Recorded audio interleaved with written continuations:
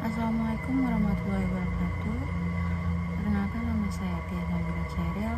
Saya adalah mahasiswa Universitas Islam Syekh Yusuf, Fakultas Ilmu Sosial dan Ilmu Politik, Prodi Ilmu Komunikasi, kelas 2A, dengan NIM 2501030008. Di sini saya akan mempresentasikan tentang sejarah pendidikan Islam dan awal munculnya ulama.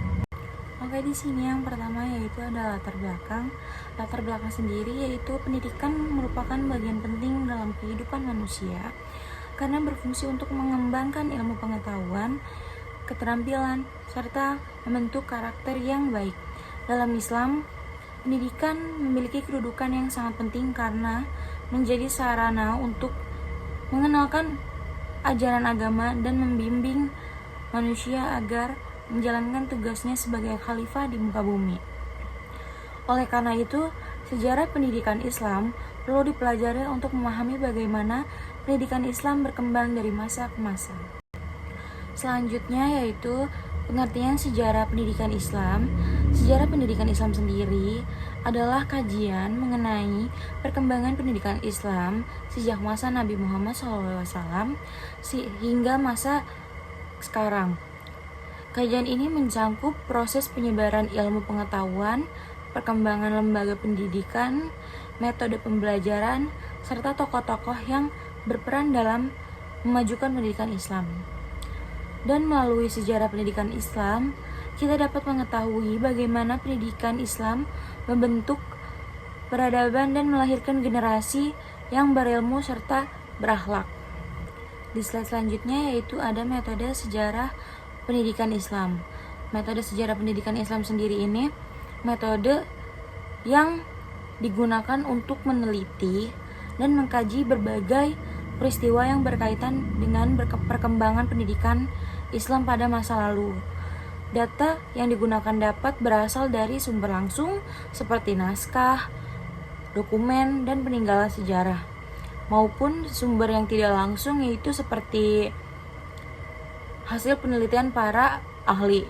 Nah, melalui metode ini, perkembangan pendidikan Islam dapat dipahami secara lebih objektif dan sistematif. Nah, di sini selanjutnya ada kegunaan sejarah pendidikan Islam. Kegunaan sejarah pendidikan Islam sendiri ini mempelajari sejarah pendidikan Islam memberikan banyak manfaat bagi umat Islam.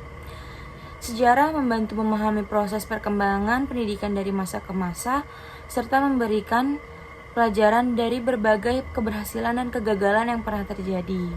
Selain itu, sejarah juga dapat menjadi bahan evaluasi dalam memperbaiki sistem pendidikan Islam agar lebih sesuai dengan kebutuhan masyarakat modern, tanpa meninggalkan nilai-nilai agama. Nah, untuk slide selanjutnya yaitu kita akan membahas tentang periodisasi sejarah pendidikan Islam. Apa sih periodisasi sejarah pendidikan Islam itu? Yaitu perkembangan pendidikan Islam dibagi ke dalam beberapa periode yang menunjukkan perubahan dan dinamika pendidikan pada setiap zaman. Pembagian periode ini membantu memahami bagaimana pendidikan Islam tumbuh, berkembang, dan mengalami kemunduran, kemudian bangkit kembali melalui berbagai pembaruan yang dilakukan oleh para tokoh dan lembaga pendidikan. Nah, untuk next slide kita juga masih membahas tentang periode. Di sini kita akan membahas tentang periode pertumbuhan dan kemajuan. Periode pertumbuhan dimulai sejak masa Rasulullah SAW hingga dinasti Umayyah. Pada masa ini, pendidikan berfokus pada pengajaran Al-Quran, hadis, akidah, ibadah, dan akhlak.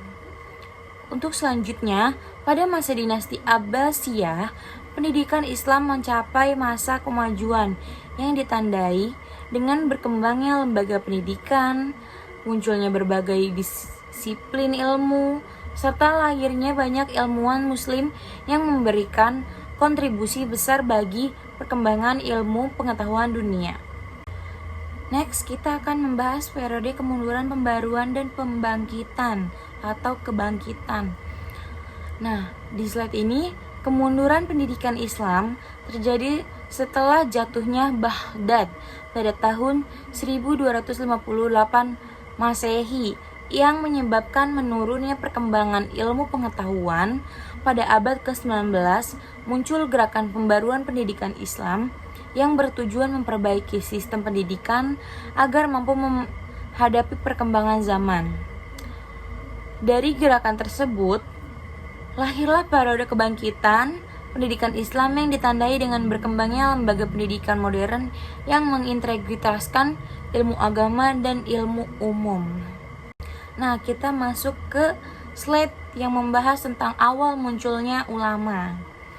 Nah, awal munculnya ulama merupakan pewaris para nabi yang memiliki tugas menyampaikan, menjaga, dan mengembangkan ajaran Islam. Keberadaan ulama sangat penting karena mereka menjadi sumber ilmu pengetahuan agama sekaligus pembimbing masyarakat dalam berbagai aspek kehidupan. Seorang ulama tidak hanya memiliki ilmu yang luas, tetapi juga harus memiliki akhlak yang baik sehingga dapat menjadi teladan bagi umatnya. Tadi kan kita sudah masuk ke slide munculnya ulama. Nah, di slide selanjutnya ini kita akan membahas tentang peran ulama dalam pendidikan Islam sendiri. Nah, peran ulama dalam pendidikan Islam sendiri yaitu dalam sejarah pendidikan Islam, ulama berperan sebagai pendidik, pembimbing, dan penyebar ilmu pengetahuan. Mereka mendirikan lembaga pendidikan, mengembangkan berbagai cabang ilmu, serta membimbing masyarakat agar memahami ajaran Islam dengan benar. Nah, melalui peran tersebut, ulama menjadi salah satu faktor utama yang menjaga keberlangsungan pendidikan Islam hingga saat ini. Nah, selanjutnya kita masuk ke slide yang terakhir, yaitu slide kesimpulan. Kesimpulan yang kita dapat dari presentasi kali ini, sejarah pendidikan Islam menunjukkan bahwa pendidikan memiliki peran besar dalam membangun peradaban Islam. Perjalanan pendidikan Islam mengalami berbagai fase, mulai dari pertumbuhan, kemajuan, kemunduran, pembaruan, hingga kebangkitan.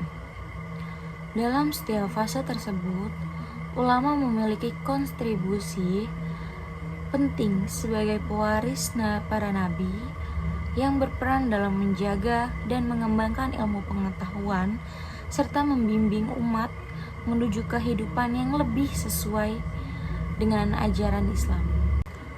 Oke, mungkin itu dia presentasi dari saya tentang pendidikan sejarah Islam dan awal munculnya para ulama.